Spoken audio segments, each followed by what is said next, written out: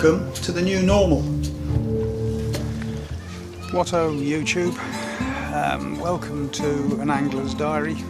An angler's diary with a difference for fairly obvious reasons. We're now a week and a bit into the lockdown, although some of us that are of a certain age have been practicing self-isolation now for nearly 3 weeks, I guess. I guess the question is, how was it for you? It was, the first week for us was okay, I guess, because the weather was good, and so we could get out into the garden and begin the spring clean-up.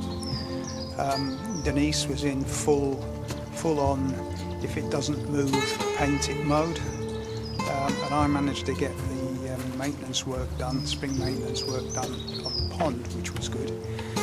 And incidentally, guys, my carp are looking particularly frisky at the moment, and so I suspect we're going to have an early spawning this year after another mildish winter. And anyway, this is meant to be a fishing diary, an angling diary, so let's get into it. So, as I say, a completely different approach to the angler's diary for obvious reasons. Differences that you can see all the way across the YouTube platform. People having to change their normal format to something different, something new. We've got people, based on the people I follow, I've got a Canadian videographer, vlogger, who's donning rubber gloves and talking about personal hygiene. There's a landscape photographer in Whitley Bay who is experimenting with macro photography in his kitchen. And perhaps the most entertaining one I've seen so far, a Yorkshire fishing legend, Charlie Farley too, who's done a tutorial for Yorkshire folk on how to set up a flat screen television. Priceless, that one. So how do we deal with fishing during this current lockdown? Well, I guess it's all about the planning. We've just had to cancel our trip to the Highlands of Scotland, which would have been the last pike fishing trip of the season. And so the big gear changeover can get underway. And pike fishing gear will be consigned to the dark corner of the garage, and we'll resurrect all the summertime fishing gear and start to sort that out ready for the new season. So it's all about the tackle, all about the gear.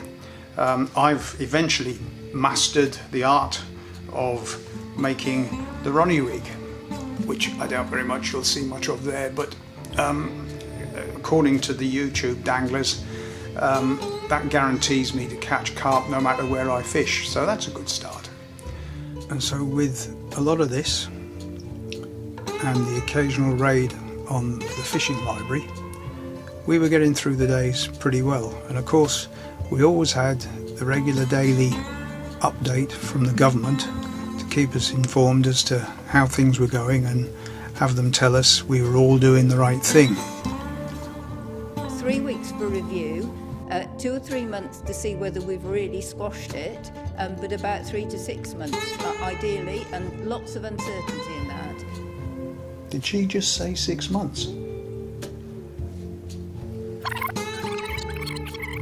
But about 3 to 6 months ideally. A healthy dose of realism from the Deputy Chief Medical Officer, and I think that one caught most of us with a bit of a sideways swipe. Time for a rethink, I think. If there's one thing comes out of this so far, it must be a long time before any of us and any government that we may elect take the National Health Service for granted. Until next time.